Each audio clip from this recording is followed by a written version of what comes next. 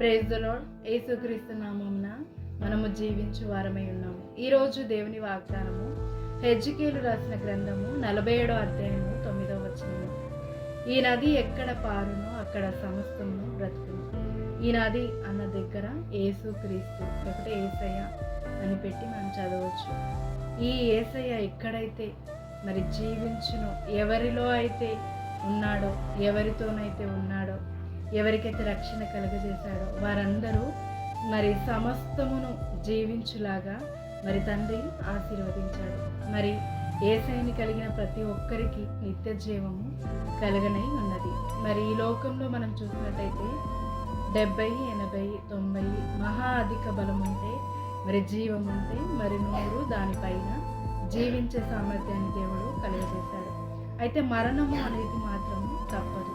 అయితే ఈ మరణము నుంచి విడిపించిన జీవము యేసయ్య. మరి యేసయ్య ఎక్కడైతే ఉంటాడో, మరి ఎవరిలో అయితే ఉన్నాడో వారికి రక్షణ. మరి అదే విధముగా మరి మరణము లేదు.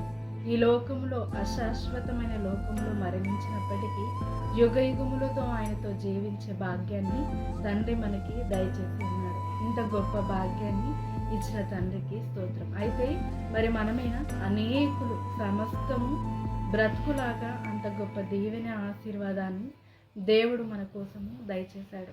మరి యేసుక్రీస్తు ద్వారా మనకి రక్షణ కలుగచేయడమే కాదు, మరి సమస్తాన్ని ఆశీర్వాదములో మరి పొందుకొని ఆశీర్వాదముతో జీవించులాగా దేవుడు మనకి సహాయం చేస్తున్నాడు.